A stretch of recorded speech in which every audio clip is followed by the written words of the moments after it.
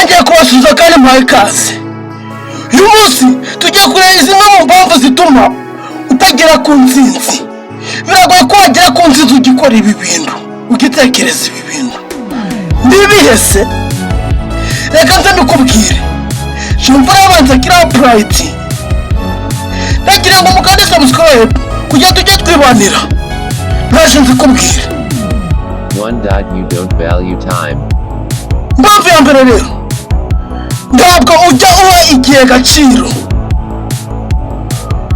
Igihe wirengagiza ko kidahagarara kandi ko kidashobora gusubira inyuma. Hoho Shumva yabanza kira pride.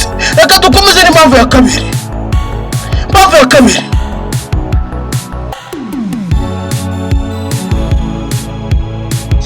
you are putting everything off later.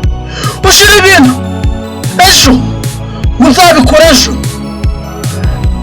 Nyamara wirengagiza ko ejo n'ubundi ahora ejo. Uca ndabikora mu kanya. Oya, tangira ukore noneho. Niba ushaka kugera ku ntsinzi, kanze turane inama ya gatatu. 3. You are not doing things that align with your goals. Impamvu ya gatatu kandi, bakubwiye ngo ukora ibintu bidakora n'intego zawe cyangwa se bidahuye n'intego zawe. Uhora ukora ibintu bitagira ahantu bihure n'intego zawe. Nagira ngo utangire ukora ibintu bijyanye n'intego zawe cyangwa se bijyanye n'icyo ushoboye. Ahanini ukora ibintu bitagira icyo ushoboye, nyine bitageze ikintu bimaze ku ntego zawe. Ejo bikarangira ubuze time yo gukora ibintu zawe.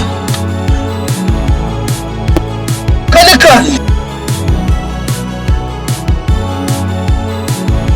4. You are not taking responsibility. ntiwiyakira ngo wemere inshingano zawe.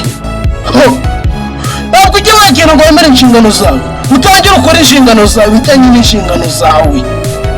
Tangira ukore ku bintu bijyanye n'inshingano zawe. 5. You are limiting yourself. You are limiting yourself. Wifungira mu bitekerezo. Wibwira ko nta kintu ushoboye. Wibwira ko ntacyo wakora, ko nta kintu wamara. Ubundi wica intege, ntabwo ujya uwe motivation. Impamvu ya gatanu kandi,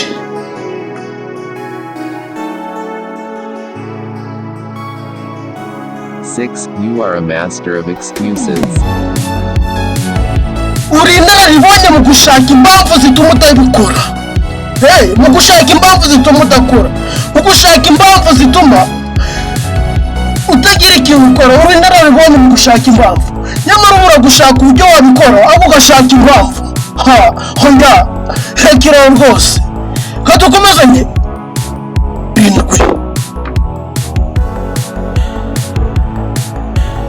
7. You don't know how to communicate and interact with people.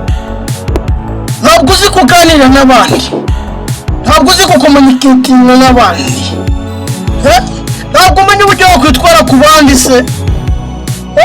Tangira rero kwitwara ku bandi kuko ntabwo watsinda uri wenyine. Oya, bisaba abandi bufasha bukeneye support ku bandi.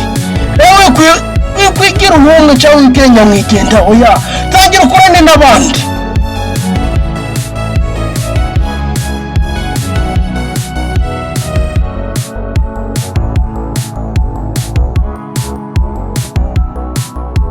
8. You don't know how to cope with difficulties. Ntabwo uzi ukuntu wafatanya n'abandi kandi ntabwo uzi ukuntu wahangana n'ibibazo byawe. Ntabwo uzi guhangana n'ibibazo byawe.